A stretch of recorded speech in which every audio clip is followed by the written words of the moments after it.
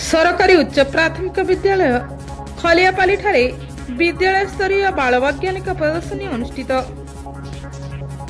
आज सरकारी उच्च प्राथमिक विद्यालय खलियापाली ठारे विद्यालय स्तरीय बाल वैज्ञानिक प्रदर्शनी विद्यालय प्रधान शिक्षक श्री लोकनाथ दास अध्यक्षतार अनुष्ठित हो जाइछि।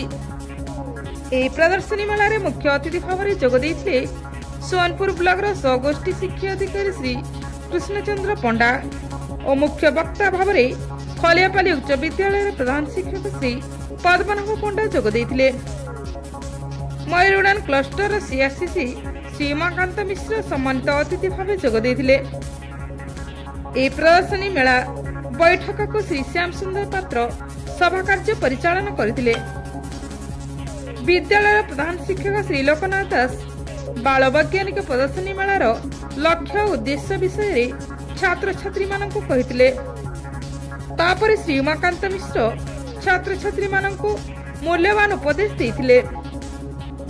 मुख्य वक्ता श्री पद्मनाभ पंडा छात्र छात्री मानक विज्ञान उपकारिता संपर्क में मार्गदर्शन करथिले। शेष में सहगोष्ठी शिक्षा अधिकारी श्री कृष्णचंद्र पंडा छात्र छात्री मानक कहानी माध्यम विज्ञान मेलार उद्देश्य विषय कहिथिले। एही बाल वैज्ञानिक प्रदर्शनी को 40 प्रकल्प पुनी वैज्ञानिक माने आनिथिले। एही प्रकल्प गुडी को 2 जन विचारक श्री श्याम सुंदर पात्र और श्रीमती संयुक्ता महाकुर मूल्यांकन कर श्रेष्ठ 5 जन को चयन करथिले। मुख्य अतिथि द्वारा श्रेष्ठ 5 जन को ट्रॉफी सह प्रमाण पत्र प्रदान करा जायतिला। अन्य समस्त प्रतियोगी छात्र छात्री मानक प्रमाण पत्र सह कलम दिया जायतिला। परिशेष रे श्रीमती लिपना राणी प्रधान धन्यवाद अर्पण करथिले।